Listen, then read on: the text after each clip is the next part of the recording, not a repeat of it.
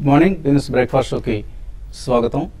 గుండెలు అవిసేలా బ్రతుకులు ఛిద్రం అయ్యేలా సాగిన హుద్ తుఫాన్ సృష్టించిన విలయం నుంచి విశాఖ నగరం ఉత్తరాంధ్ర ఇప్పుడిప్పుడే కోలుకుంటున్నాయి. అటు ప్రభుత్వం ఇటు స్వచ్ఛంద సంస్థలు సహాయ చర్యలు కూడా ముమ్మరం చేస్తున్నాయి. ఎంత చేసినా చాలదు.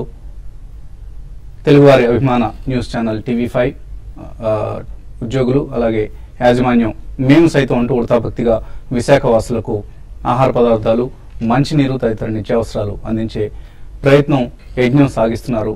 సో విశాఖ వాసులకు ఆహార పదార్థాలు పంపించేందుకు నిన్న టీవీ5 ఉద్యోగులు సిబ్బంది అంతా బిజీగా గడిపారు. ఇక్కడ మీరు చూస్తున్న విజువల్స్ టీవీ5 సిబ్బంది కొనసాగిస్తున్న కృషి. సో అందరూ తమ వంతుగా మా వంతుగా ఒకరోజు వేతనాన్ని అందించాం. అలాగే టీవీ5 యాజమాన్యం కూడా కొంత మొత్తాన్ని అందించింది. సో ఇదంతా విశాఖ వాసుల్లో కొద్ది మందికైనా నిత్యావసర వస్తువులు చేరవేసేందుకు మనం కృషి చేయాలి అన్న తపన ఉద్యోగుల్లో కనిపిస్తోంది. నిన్నంతా కూడా ఈవెన్ రాత్రి 10-11 గంటల వరకు కూడా అందరూ నేను ఉదయం నుంచి ప్రారంభమైంది ఆహార పదార్థాల ప్యాకింగ్ అలాగే తదితర యజ్ఞం అంతా కూడా. సో అందరూ ఇది మనకు వచ్చిన కష్టమే, మన కుటుంబానికి వచ్చిన కష్టం అన్నంతగా నిమగ్నం అయ్యారు విశాఖ వాసులకు సాయం అందించడంలో. అండ్ రాత్రి బయలుదేరింది lorry vehicle with all the essential things for Vizagites. So we're all with you Vizagites. ఈ సాయంత్రానికి విశాఖకు చేరుకుంటుంది ఆ వాహనం. అక్కడ నుంచి మాకు డిస్ట్రిబ్యూషన్ పార్ట్నర్గా వ్యవహరిస్తున్న సెంచరీ క్లబ్ వారు కొద్ది మందికైనా విశాఖ వాసుల్లో కొంతమందిని ఎంపిక చేసి వారికి ఈ నిత్యావసరాలను అందించే ప్రయత్నం చేస్తున్నాం. సో ఈ యజ్ఞంలో మాకు సహకరిస్తున్న అందరికీ కూడా పేరు పేరున ధన్యవాదాలు తెలియజేస్తున్నాం.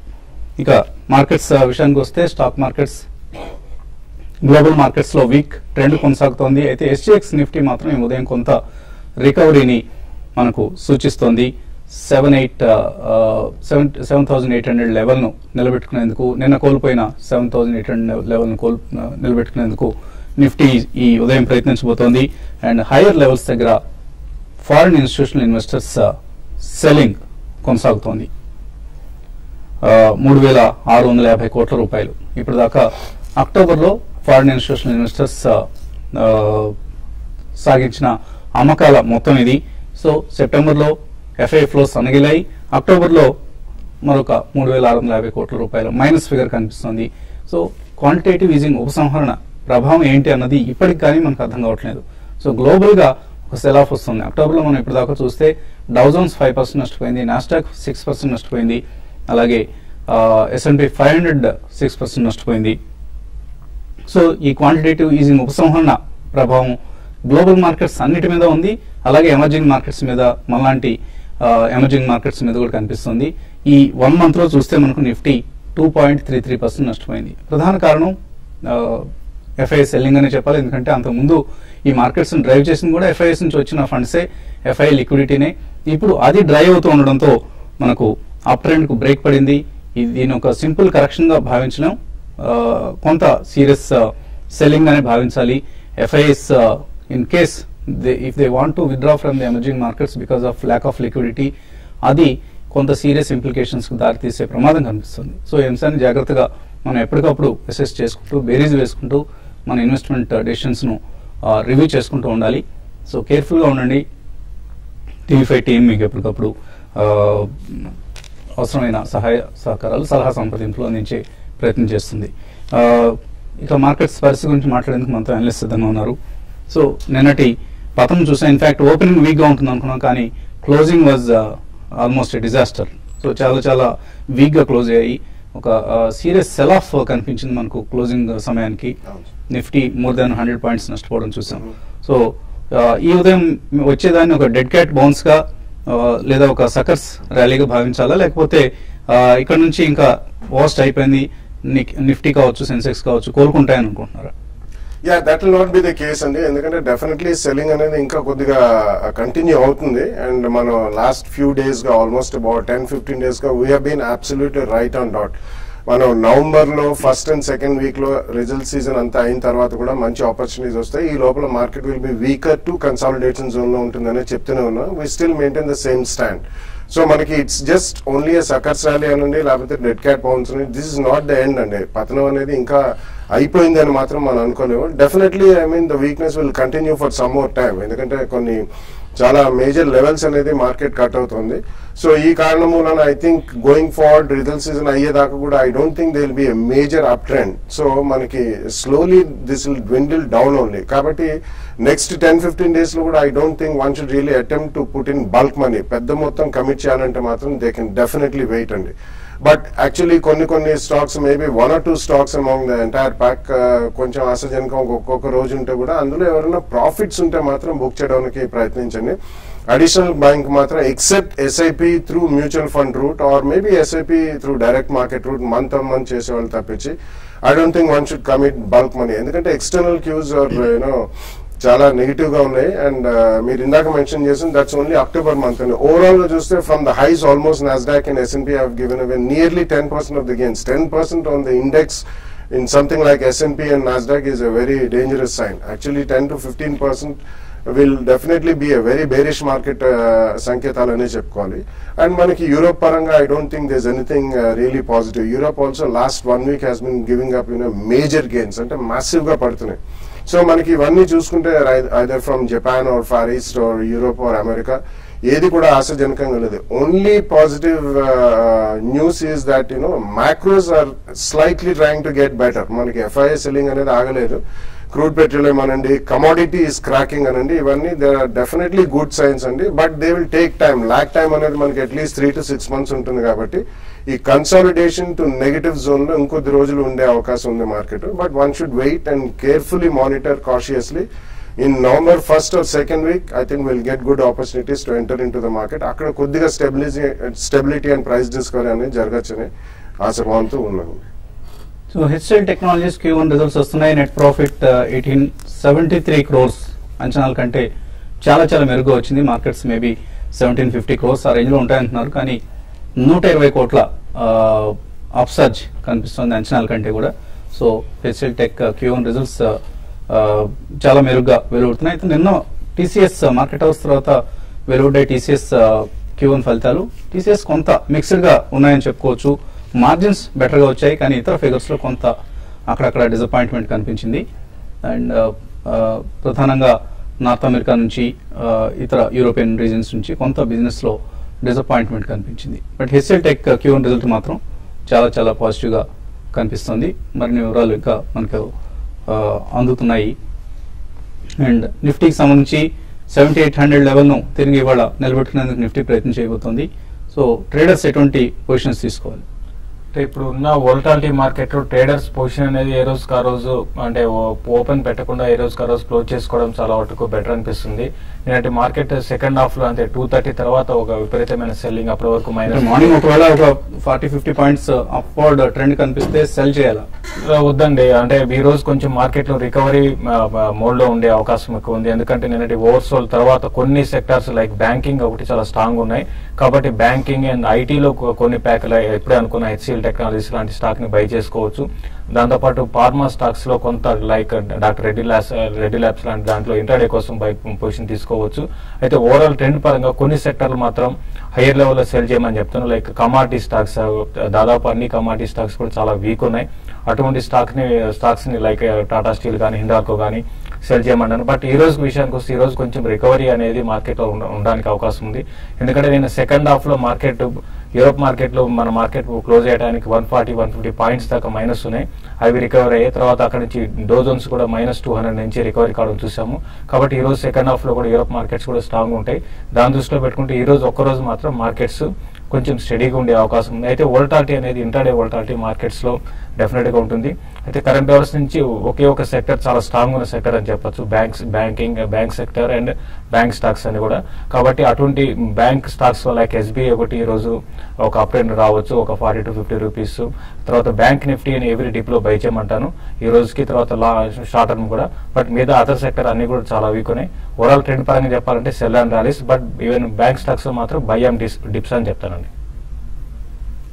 So top line in fact market అంచనాల కంటే కొంచెం తక్కువగా వచ్చింది HCL టెక్ Q1 రిజల్ట్ లో.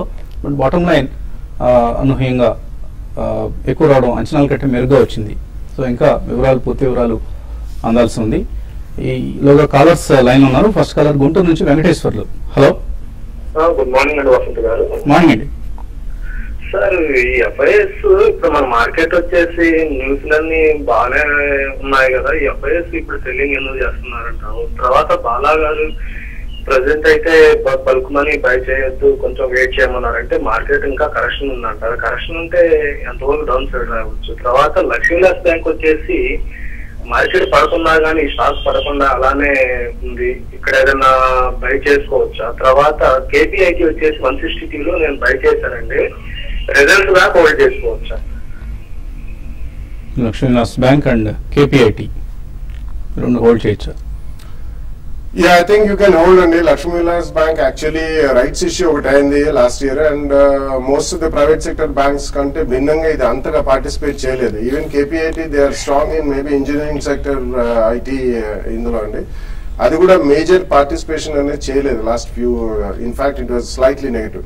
I think you can hold అంటే రిజల్ట్స్ దాకా అంటే it's very difficult question to answer అండి. మీరు ఒకవేళ రిజల్ట్స్ పరంగా అమ్ముకోవాలనుకుంటే I think it's better to sell pre-result only. But if you're a long-term investor, maybe you can definitely hold both of them. But FIs గురించి మీరు అడిగారు, వాళ్ళు ఎందుకు అమ్ముతున్నారు, అన్ని మార్కెట్ డేటా పాజిటివ్ ఉంటాయంటే definitely there is no answer for that question అండి. There are several reasons, multiple reasons. So కాబట్టి మీరు అంత సూక్ష్మంగా you should not go into the macros అండి. There are several positive as well as negative newses, external కానివ్వండి, domestic కానివ్వండి. And there are more than 5,000 to 6,000 shares listed. ఈ Lakshmi Vilas bank ఒకటే ఎందుకు పడేది? These are all very minute things. You should not be bothered. Long term investor అయితే eventually fundamentals will take over కాబట్టి you should be a long term investor. Buy 2-3 price points and then wait for 2-3 years. You will make good money. తర్వాత caller line ఉన్నారు. విశాఖపట్నం నుంచి Anil. Hello. Hello అనండి Anil. Sir మేము personal systems and technical hold already by చేస్తున్నాము. అవి hold లో ఉంచమంటారా, otherwise cell చేయమంటారా? Present down లో ఉన్నాయి. ఏదంటారు? పర్సిస్టెంట్ సిస్టమ్సా? పర్సిస్టెంట్ సిస్టమ్స్ ఏ రేట్లో కొన్నారు? 1400. 1400. సో ఎటువంటి సలహా ఇస్తారు పర్సిస్టెంట్ సిస్టమ్స్ సంబంధించి? You should definitely hold on. It's a very good company and actually product outsourcing company, intellectual property rights on a company. And SMAC Technologies and social mobility analytics and cloud lo they have had the first mover advantage last 2-3 years lo. Ide kaakunda vallu oka separate wing they are investing into different companies as a private equity or an angel investor.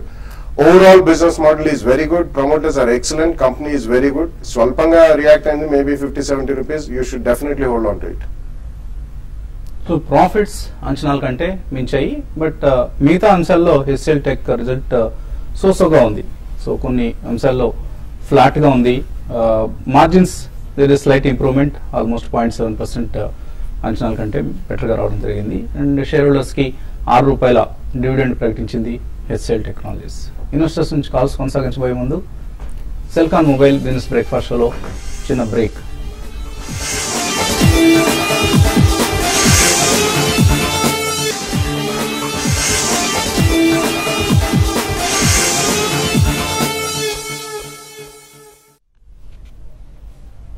Business breakfast షోకి తిరిగి స్వాగతం. HCl tech Q1 results వస్తున్నాయి. ఎబిట్ margin అంచనాల కంటే మెరుగ్గా వచ్చింది. Net profit figure in fact చాలా బెటర్గా వచ్చింది. బట్ టాప్ లైన్ మాత్రం కొంచెం డిసప్పాయింట్ చేసిందని చెప్పుకోవాలి. $1452 million ఉంటుంది అనుకున్న top line dollar revenue $1433 million మాత్రమే రావటం అనేది కొంత డిసప్పాయింటింగ్ ఫీచర్గా చెప్పుకోవాలి. అండ్ షేర్ ప్రైస్ ఎలా రియాక్ట్ అవుతుంది both for TCS result and HCl tech result అనేది ఈ మరికొద్ది సేపట్లో మనకు తెలియబోతుంది. తర్వాత కలర్ లైన్ ఉన్నారు. మిర్యాలగూడ నుంచి నాయక్. హలో సార్, ఏరా ఇన్ఫ్రాస్ట్రక్చర్ మరియు ఎయిచర్ మోటార్స్ గురించి చెప్తారు sir. JICA Motors, Eicher Motors, Eicher. Okay okay. So ఎరా ఇన్ఫ్రా అండ్ ఐషర్ మోటార్స్ పరిస్థితి ఏంటి? చూడండి, ఐషర్ మోటార్స్ అయితే కంటిన్యూగా ఒక అప్ ట్రెండ్ అనేది చూసామండి లాస్ట్ కొన్ని సంవత్సరాలుగా, లాస్ట్ 1.5 year గా ఇంకా కొనసాగే అవకాశం ఉంది. మరి ముఖ్యంగా రీసెంట్ గా F&O లో కూడా దీన్ని ఇంక్లూడ్ చేశారు. నా ఉద్దేశం ప్రకారం మీరు హోల్డ్ చేయండి. ఈవెన్ షార్ట్ టర్మ్ కి లాంగ్ టర్మ్ కూడా ఈ ట్రెండ్ అనేది చాలా అప్ ట్రెండ్ ఉంటుంది. మరి ముఖ్యంగా రాయల్ ఎన్ఫీల్డ్ గ్రోత్ అనేది 85% పెరగడం, దీనికి మార్జిన్స్ కూడా పెరిగే అవకాశం ఎక్కువ ఉందని హోల్డ్ చేయమంటాను. ఎరా ఇన్ఫ్రా మాత్రం కరెంట్ లెవెల్స్ నుంచి మీరు కొంచెం స్టాక్ డౌన్ సైడ్ రావడానికి అవకాశం ఉందండి. ఇదైతే ఇన్వెస్ట్మెంట్ కి అంత అడ్వైజ్ చేయను. మీరు ర్యాలీస్ చూస్తే దీంట్లోంచి ఎగ్జిట్ కమని చెప్తాను. సో మీరు పక్కన చూస్తున్న విజువల్స్ TV5 ఉద్యోగులందరూ స్వచ్ఛందంగా పాల్గొని విశాఖ వసూలు కోసం నిత్యావసరాలను ప్యాక్ చేస్తున్న దృశ్యాలు. గత రాత్రి బయలుదేరింది విశాఖకు హైదరాబాద్ TV5 కేంద్ర కార్యాలయం నుంచి వాహనం బయలుదేరింది నిత్యావసర వస్తువులతో. సో ఈ నిత్యావసరాలను ఈ సాయంత్రం డిస్ట్రిబ్యూట్ చేయబోతున్నాం. విశాఖ బాధితుల్లో కొంతమందికైనా సహాయం చేయాలనేది TV5 ఉద్యోగుల యాజమాన్యం ప్రయత్నం. తర్వాత కాలర్ లైన్ ఉన్నారు, ఒంగోలు నుంచి మదన్.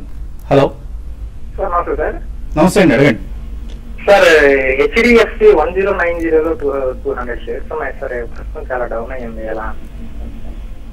HDFC 1090లో కొన్నారు. లాంగ్ టర్మ్ కోసం కొన్నారా? ఇది షార్ట్ టర్మ్ కోసం? షార్ట్ టర్మ్ కోసం సార్. షార్ట్ టర్మ్ కోసం కొన్నారు.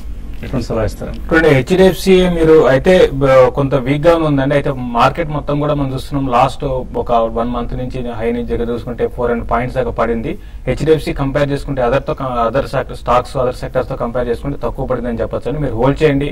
960 and 980 దగ్గర దీనికి చాలా స్ట్రాంగ్ సపోర్ట్ ఉంటుంది. తర్వాత రిజల్ట్ కూడా ఉన్నాయి కాబట్టి రిజల్ట్ ఇప్పుడు వరకు వచ్చిన ఒక బ్యాంక్ రిజల్ట్ చాలా స్ట్రాంగ్ ఉంది. ప్రైవేట్ బ్యాంకు వచ్చే కొద్ది రోజుల్లో రిజల్ట్ చాలా సీజన్ ఉంది కాబట్టి బ్యాంక్ స్టాక్స్ ఇక్కడ నుంచి పెద్దగా పడకపోవచ్చు అండి. మీరు హోల్డ్ చేయమంటే దీంతో పాటు క్రూడ్ ఆయిల్ పడడం అనేది బ్యాంకింగ్ సెక్టార్ కి స్టాక్స్ కూడా చాలా పాజిటివ్ అంశం అండి.